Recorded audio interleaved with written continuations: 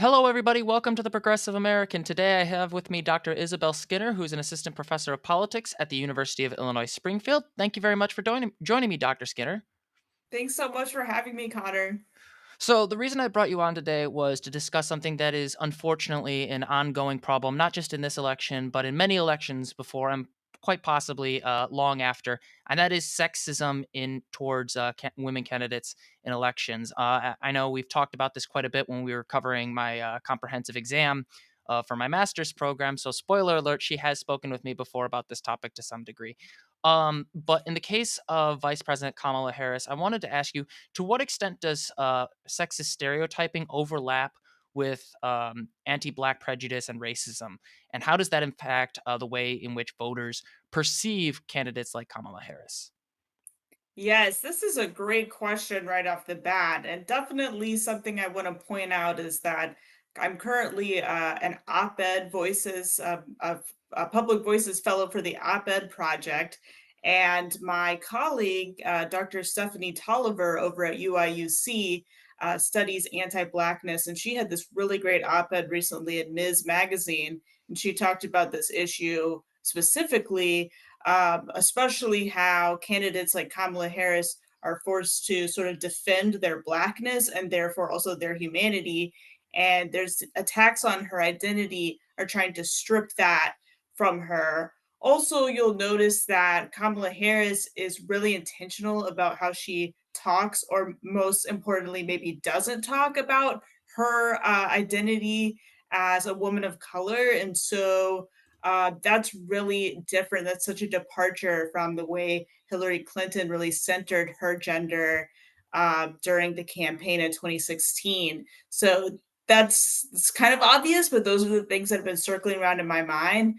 But also, certainly, anti-blackness is a huge problem, and it's sort of distinct from, like, I guess, broader run-of-the-mill racism, you could say. Anti-blackness is a huge problem around the world, and it's definitely tied with sexism. Misogynoir is a term that describes this overlap kind of perfectly. But one thing I would note is that both sexism and racism played a role in Donald Trump's victory over Hillary Clinton in 2016, according to research from colleagues in political science like Schaffer, McWilliams Netta in 2018, that's a political science quarterly piece, or Nucky in 2019, that's a social science quarterly piece. So there's evidence that even though Hillary Clinton is a white woman, race still mattered in her race as well, her campaign as well, because again, she represented sort of this continuation of an Obama presidency, at least symbolically. So that's a little bit different than your question, but I hope that gets to some of these ideas. Well, now that you mentioned like this influence of race, even influencing the perception of white women, Mhm. I'm reminded of the this book when I was reading when I was getting my bachelor's in political science, post racial or most racial, which was talking about this Mm. idea of how sometimes white candidates can sometimes be seen as race traitors by virtue of their association with black candidates. But in the case of Mm. Kamala Harris, it seems like, or Kamala Harris, I sometimes mispronounce it. I'm not intentionally, unlike some of the people on the right as of late. One of Right. the things that keeps coming up is there is this attempt to invalidate her identity as inauthentic, and I do think one of the Yes. things that keeps coming up, not just with Vice President Harris, but also with women candidates in general, is there seems to be this authenticity gap that is applied towards women that is not applied to men, especially as it relates to how brazen their rhetoric is, like for men versus how women are allowed to speak as candidates. And I was wondering if you could go into that a little bit. Sure. I mean, just in general, women can't win in terms of stereotypes. I mean, think about, this is kind of true in the workplace, in politics, in personal life. If you're too masculine, that's a bad thing. If you're too feminine, that's a bad thing.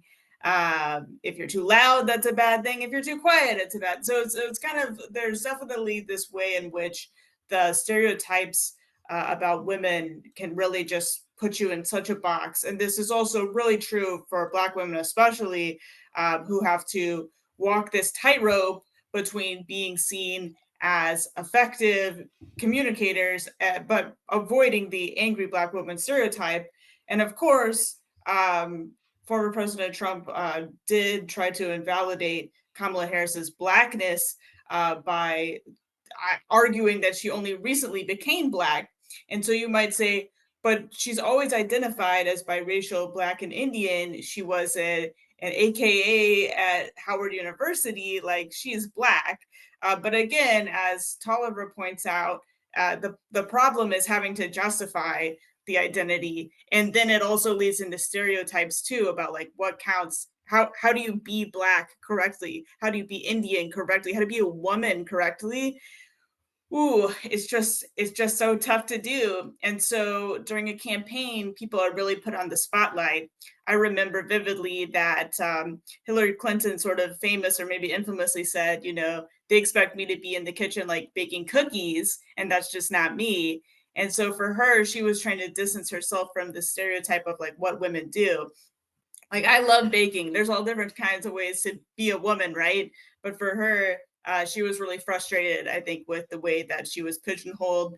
And clearly, there was decades long sort of uh, formation of who Hillary Clinton was in the public eye. But Kamala Harris is a little bit more unknown, even though she's the first woman to fulfill this role as vice president.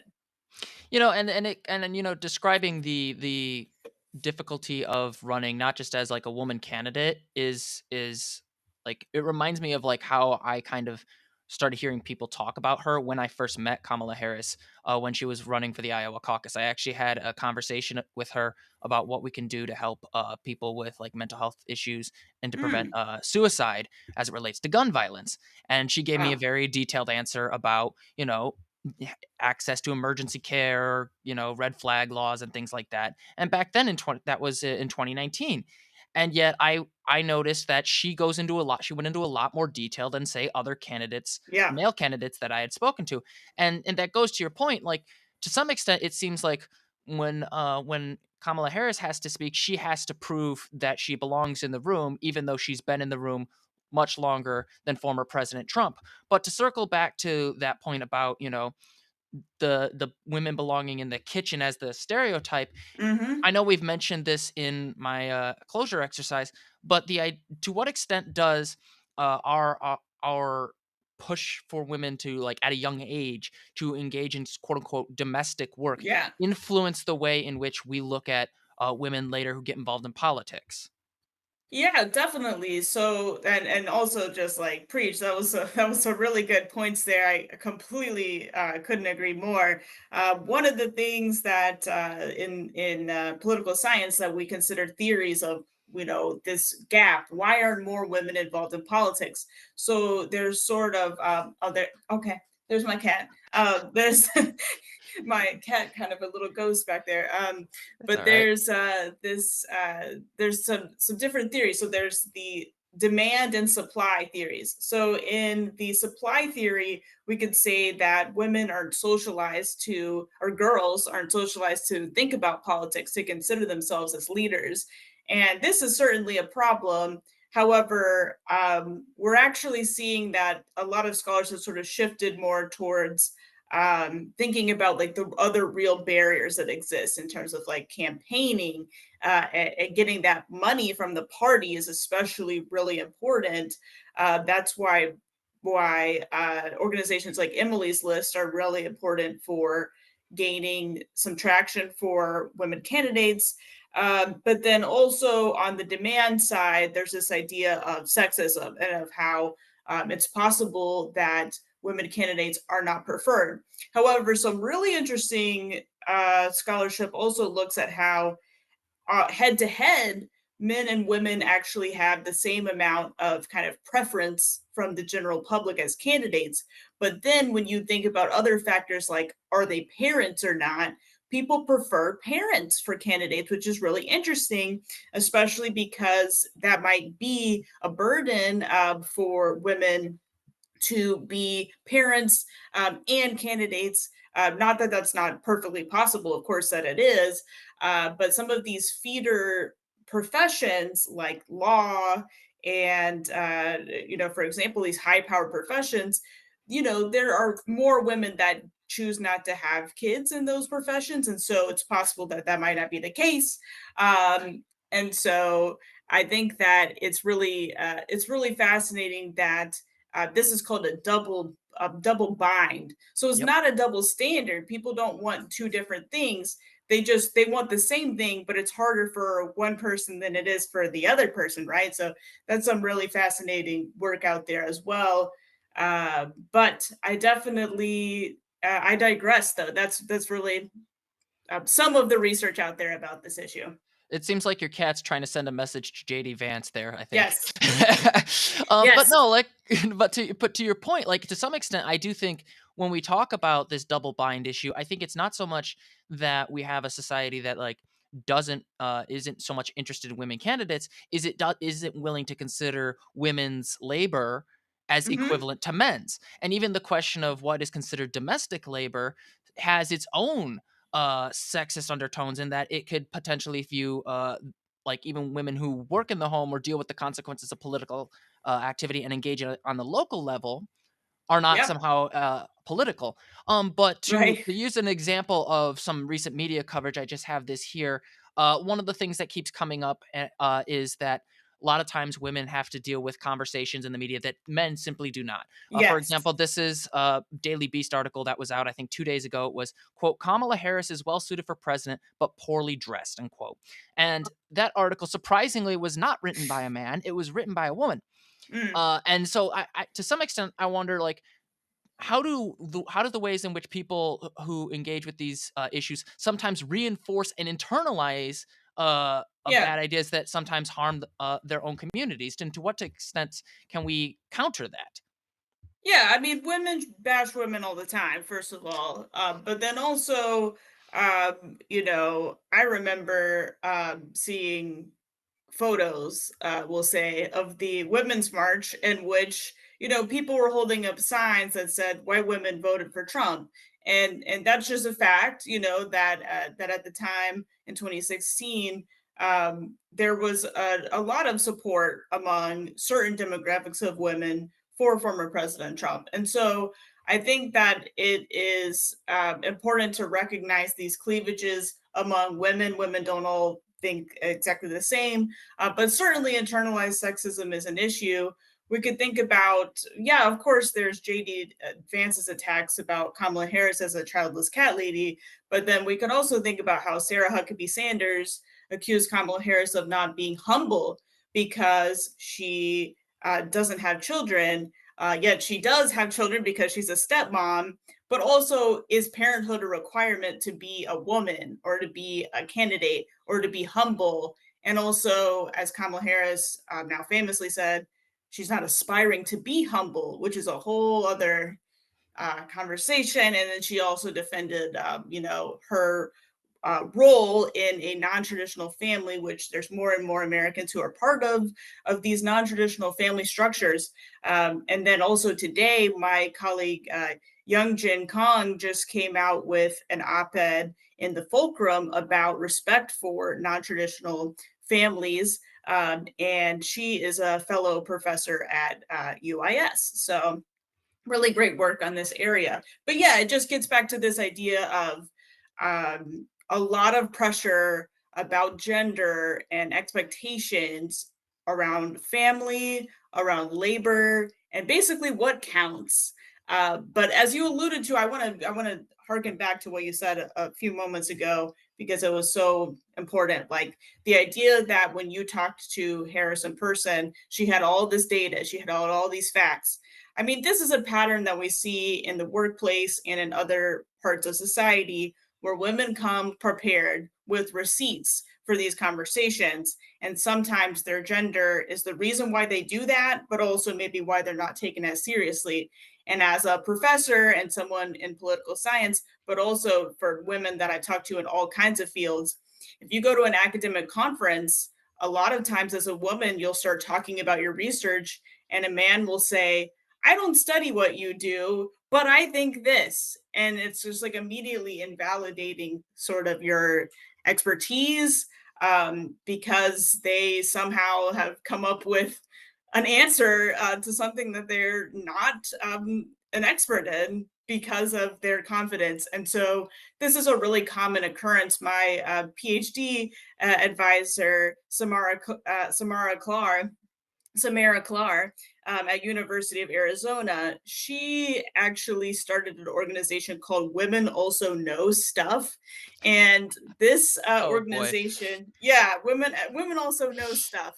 It sounds a Yes. little bit not grammatically correct, but I think it technically it is. But anywho, it's a great organization that helps to publicize the expertise of women in political science, but now across different disciplines. Now there's a people of color also know stuff spin off from people in the discipline. And so it's just a simple idea, but it came from her experiences and so many of our colleagues' experiences with these kind of like conference interactions. But that's just in one field, but so many different fields deal with this. And this is certainly true on the campaign trail for candidates who are under a lot of media scrutiny, public scrutiny, etc. Well, and I think the other thing, and that I Trump is a perfect example of this. It's the impulsivity of a male person like candidate being able to say the most insane things. If I recall correctly, Donald Trump referred to, I forget the man's name, but he referred to the man's genitalia at a Yes, rally Arnold unprompted. Palmer. Arnold Palmer, and yet that's considered, oh, that's Donald being Donald. But Kamala Harris was calling out Brett Baer for misusing the incorrect clip in their interview, and she called him out for downplaying Donald Trump's fascistic tendencies, especially as he refers to the American people he disagrees with as the enemy from within. And Mm, not to be unnecessarily blunt, but some people use that as a pretext to say she's bitchy, and that's mm, unfortunately this weird and cruel restriction that are placed on women candidates, where they're expected to be like in a role that they're criticized for being quote unquote yeah, feminine, and yet when right. they break out of that, they're seen as transgressing. I guess Absolutely. the situation in this case, I think, requires some solutions. And to what extent have you seen some research that might be able to like challenge or change some of these standards? Because obviously this is untenable for a meritocratic democracy. Absolutely. I think that there's some really great research from other places in the world that shows that when uh, societies reach parity in terms of political representation, that's normally because there were important structural changes to do this. Like my colleague Adriana Crocker, also in the School of Politics and International Affairs, she studies Latin America, and she'll be the first to tell you that um, countries that have split ballot types of organizations, or meaning that there's a male candidate offered next to a female candidate on the ballot, and there's actually gender quotas, those structural changes do produce change in the legislature and in places of higher government like the executive roles. And then, so that's one way to change. But also, I think that until there is a woman president in the U.S., for some folks, it won't seem possible until it is possible. I Mm. think this was certainly true for President Obama, but we can think about leaders like Shirley Chisholm, who had the audacity to believe that, she was presidential material. And she was very open about her status as a Black woman, but she also, valued herself. And I think at the time, people didn't totally understand. She was definitely ahead of her time in terms of issues and advocacy as well for things like working families in the 1970s. But also, I think that, she kind of proved this idea of you have to believe, and if you can't see it, then sometimes it seems like it'll never happen until it does. And so there's definitely been a lot of movement in Latin America, and the US is honestly one of the last developed countries that is yet to have a woman president. So it will happen at some point. It's just a question of whether or not it will happen in a few short weeks here, or not. Yeah, and I think one of the things that has struck me and has frustrated me is this cyclical, almost self-fulfilling prophecy. People assume the voters are more sexist than they are, or in some cases Mhm. they are quite sexist, and then they don't want to put forward a woman candidate in the first place, and that creates Yeah, this perpetual state of us not having a woman in office because we assume she can't win, right. and I think that's especially true on the local level. I think that's also true on the presidential level, but to how do we convince voters that not only is this a situation where how we've thought about what it means to be presidential and really deserving of public office is flawed and wrong, but also how do we Mhm. get them to look at it and reevaluate how we look at what it means to be a woman's in society to change as well. Yeah, I mean, I think that one thing I wanted to point out is that in the same way that Kamala Harris is sort of avoiding talking about her race and her gender, the Trump and Vance campaign is really focused on both of those things, right? And so this was an opportunity for a broader conversation about what it means to be feminine, but also what it means to be masculine. So there was this really great survey by Pew Research. I'm like a huge Pew Research Me too. fangirl here.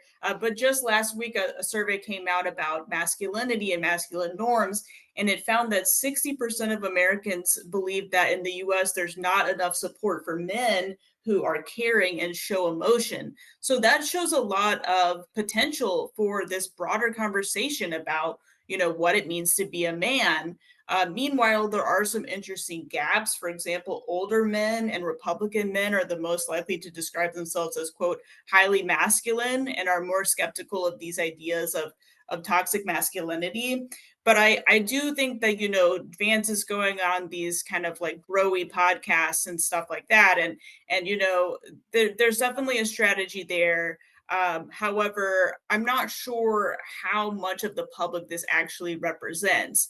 Um, and so, that being said, this is expected to be the election with the highest gender gap or largest gender gap in terms of voter choice. Potentially, well, it's yet to be seen, but this could potentially be the largest gap in voter choice between men and women voters in the US. And that's really significant. And this will most likely be across racial groups and other groups as well. So this is really fascinating. But also, I think that some women are pushing the message, especially since reproductive rights are a key part of this election. That your vote is secret, and so if you don't want to alert your family members, for example, maybe your spouse, that you're going to vote for Kamala Harris, for example, then you certainly could do that. My grandma actually told me that she heard a man talking about the same thing, basically, but instead voting for Trump. But I also think that hiding your vote, or a spouse, let's say a man and a woman voting for different candidates, was very common, especially in the 50s and 60s when the parties were offering different but relatively similar types of messages. Mm. But now it's actually sort of less likely to even have these ideologically split marriages, and we're just so isolated in so many different ways from each other. But I do think that it's both understandable and maybe concerning, but also just really fascinating that there's this huge gender gap going on. And I think it has to do a lot more than just about who's at the top of the ticket. Yeah, and to kind of circle back to the to that spousal relationship that you Hmm. mentioned, remember distinctly when I was working for the Elizabeth Warren campaign, I was phone banking, and I had to call a gentleman who was almost certainly not interested in Elizabeth Warren at all. I called him and he goes, "I don't want any of your Elizabeth Warren nonsense. You and your Hmm. socialist commies." Da da da da da. Hang up. Okay, fine, no problem. I go to call. I see another person on that list. It's the same number. It's his wife, and I called Mm. him, called the number again. He starts yelling at me again. And I said, "Sir, I'm sorry. I'm not trying to contact you, but this is the only number I have to contact your wife." And he says, "Well, Mm. she's not interested in that socialist stuff." Da, da, da, da, da. And I said, "I understand that. I can't, but I need to hear that from her."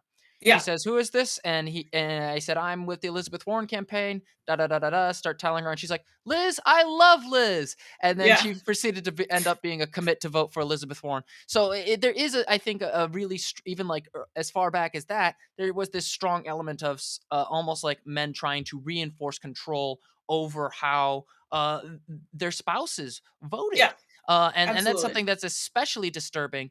To what extent have you seen any have you seen any evidence of like attempted coercion on a larger scale outside of like the anecdote I just provided here?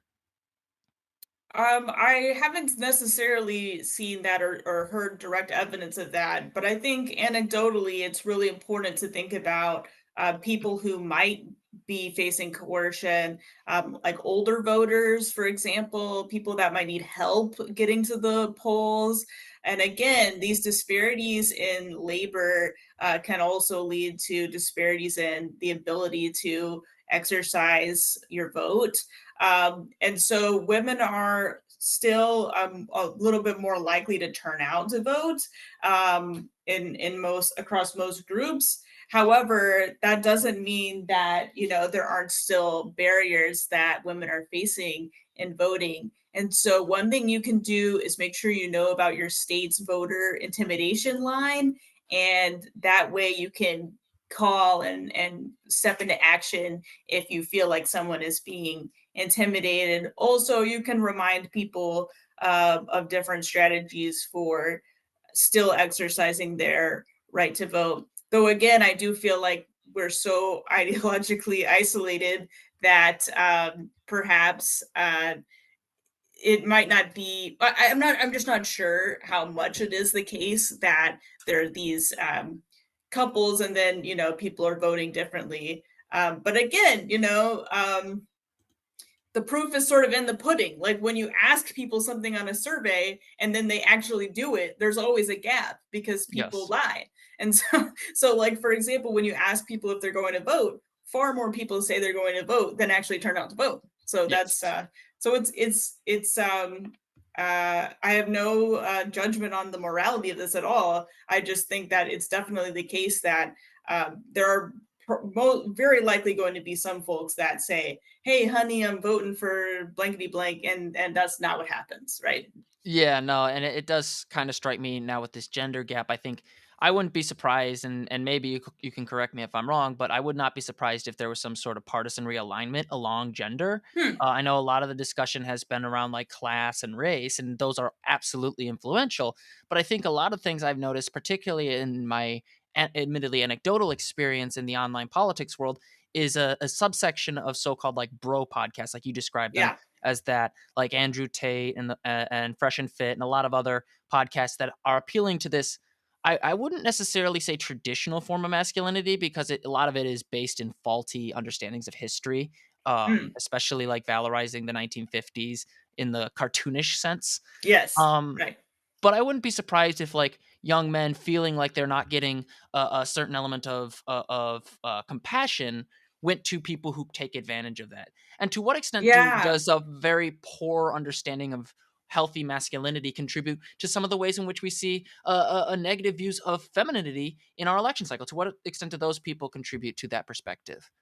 Absolutely. I think that's a really, as someone who studies political psychology, I try to be empathetic in understanding how people got to the place that they are in their thoughts and behaviors. I will say that, like men's feelings and like white people's feelings are not more important than the safety of women and feminine people and people of color. However, that being said, people's feelings do matter in that they impact their behavior. So maybe there's a different way to reach out to young men who are feeling isolated or feeling misunderstood, and redirect some of that energy towards something else. I think that that could be incredibly important as well.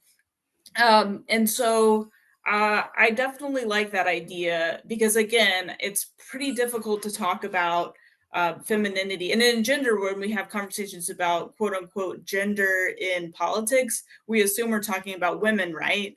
But we're not necessarily, right? The same way how those of us studying race and ethnicity politics, we're also understanding that whiteness is a race, and so white people need to be involved in that conversation as well.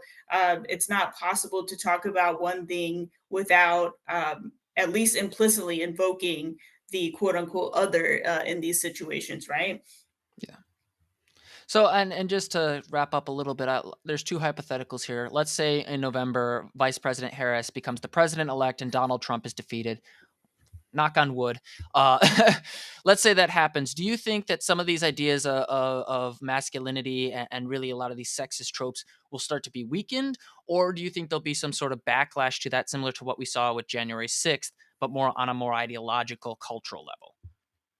There's always backlash whenever there's any type of progress. And, progress depends on who you are and how you're looking at things. But certainly there was immediate backlash in terms of racist attitudes and actions during the Obama administration. And so, again, Kamala Harris would be dealing with probably misogynoir and, racist and sexist attacks. So I definitely think that would be expected should she win the presidency. However, I also think this impact of seeing to believe could be really, really important and just sort of like break that awkward, um, break this awkward lag in what's going on with America kind of deal compared to, again, other developed countries, other comparable nations. And so, again, Hillary Clinton talked a lot about the highest and hardest glass ceiling, and Kamala Harris doesn't talk about that. But that doesn't mean that it's not important or uh, or monumental change occurring if this were to take place. But either way, the work will never be done in terms of undermining these pervasive stereotypes or getting to a place where there's more parity throughout the political sphere and throughout the social sphere for women and feminine people. I just wanted to quickly say that, Connor, I know that you are a feminist and self identified, and it's very, very important. It's very important for women, for gender minorities, and LGBT people that we have our male feminist allies step up. That's just really important that men, especially young men, are visible and heard to bring a counter to this bro culture. I don't want a whole generation of men to be stereotyped that way. I just don't think that that's accurate. But we need to see and hear you. Yeah, and I would also add, and I've said this to some friends who vehemently disagree with me on gender issues, and some of them I've tried to wean off of listening to Andrew Tate. And I've said this before, and I'll say this again: I think men deserve better than these bro podcasts. I think from the very Mm-hmm. beginning, our dignity as human beings supersedes Yes. any sort of supposed masculinity that can be observed in this. In these so-called intellectual leaders, I do not consider them all that intellectual. Mm. But to finish up, I want to thank you very much for joining me. I really appreciate it. You're more than welcome to come on. Do you have any final thoughts you'd like to give before we go? I'm really happy with this conversation, and I think this is a very important topic. So I hope that it provided some food for thought. And again, I just hope that all of your listeners make a plan to vote and be visible and heard feminists out in the world out there. All right. Thank you very much for joining me. Thank you.